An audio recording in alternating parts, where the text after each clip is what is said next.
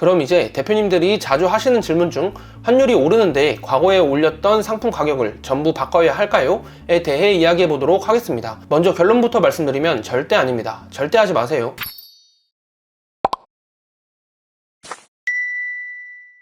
안녕하세요, 오라인입니다. 최근에 환율이 너무 많이 올랐는데요. 이 때문에 많은 분들이 어떻게 대처해야 하는지 질문 주셨고, 오늘은 대처 방법에 대해서 한번 이야기해 보도록 하겠습니다. 많은 꿀팁들을 공개할 예정이니까 끝까지 집중해서 들어주시기 바랍니다. 저 화면을 보시면 지금 엔화가 거의 1000에 육박하고 있죠. 최근 1년 그래프를 한번 보도록 하겠습니다. 최근 1년 그래프를 보시면 계속 상승하고 있으며 최근 1년 동안 현 시점이 최고치입니다. 이번엔 최근 3년 그래프도 한번 보도록 하겠습니다. 3년 그래프를 보더라도 현 시점이 환율 최고 시점입니다. 우선 저는 일본 구매 대행을 2023년 9월에 시작을 했는데요. 그래프를 보시면 대략 이 지점에 시작했습니다. 약 900 초반대였던 걸로 기억을 합니다. 그럼 이제 구체적으로 현 시점에서 우리가 어떻게 대처해야 하느냐에 대해서 이야기해 보도록 하겠습니다.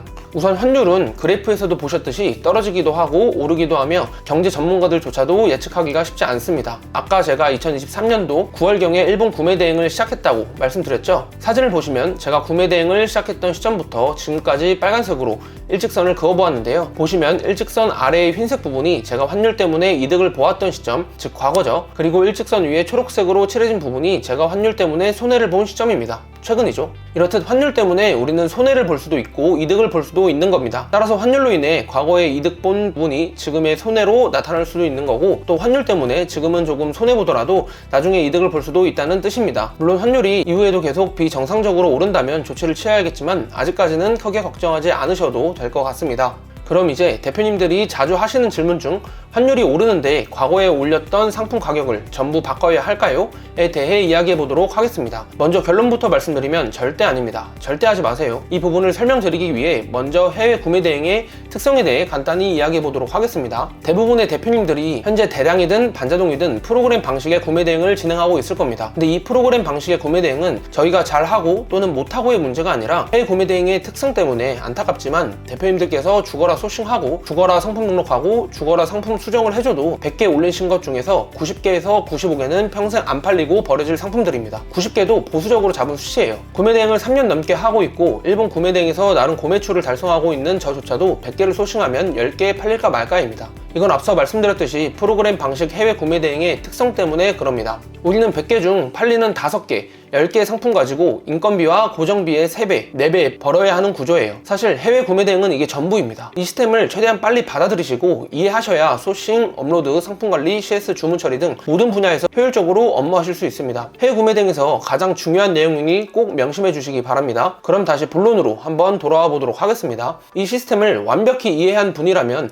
이제 환율이 오르는데 과거에 올렸던 상품 가격을 전부 바꿔야 할까요? 질문에 대한 답변이 절대 X라는 것을 이해하실 겁니다. 다시 한번 말씀드리면 대표님들께서 올리신 상품 100개 중 90개에서 95개는 평생 버려질 상품들인데 저희가 이 상품들을 전부 수정하는 게 맞을까요? 절대 아니죠. 너무나도 비효율적인 방법입니다. 그냥 놔두시고 이후에 주문이 들어온 상품에 대해서만, 즉 100개 중 5개, 10개에 해당하는 상품이겠죠. 주문이 들어온 상품에 대해서만 관리를 해주시면 됩니다. 예를 들어 역마진이 나거나 저마진이 나면 가격을 수정해 주시면 되겠죠. 그럼 이제 역마진 주문과 저마진 주문에 대해서 이야기해 보도록 하겠습니다.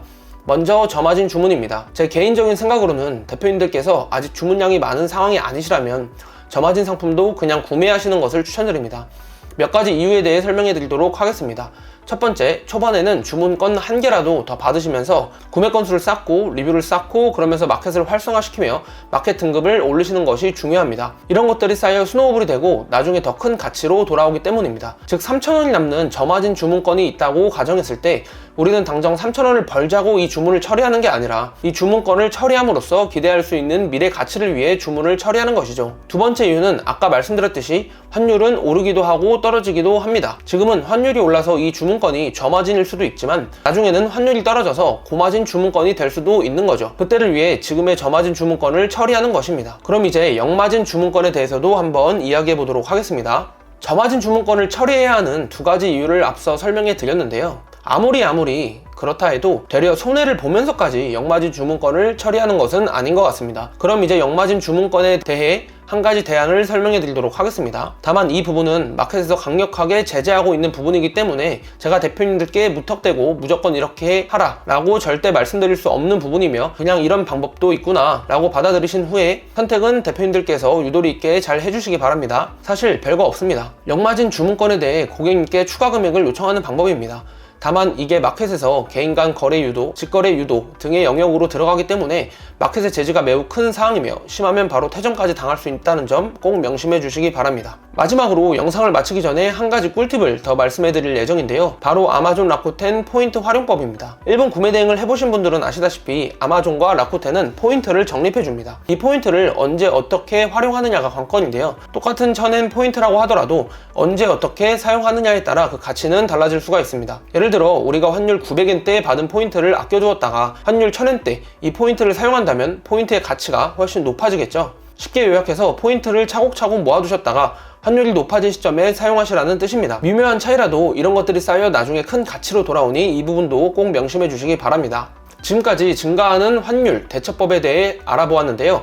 간단히 정리해보면 환율이 오르기도 하고 내리기도 하니 우리는 손해를 볼 수도 있지만 반대로 이득을 볼 수도 있다. 그러니 너무 걱정하지 말자. 이게 첫 번째 내용입니다. 환율 상승을 대처할 때 반드시 업무 효율을 최우선으로 생각하자. 이게 두 번째 내용이었습니다. 그리고 마지막으로 저마진 주문건 그리고 역마진 주문건에 대해서도 알아보았고 포인트 활용법에 대해서도 알아보았습니다. 오늘 영상은 여기까지 하는 걸로 하고요. 영상이 도움이 되셨다면 좋아요와 구독 부탁드립니다. 감사합니다.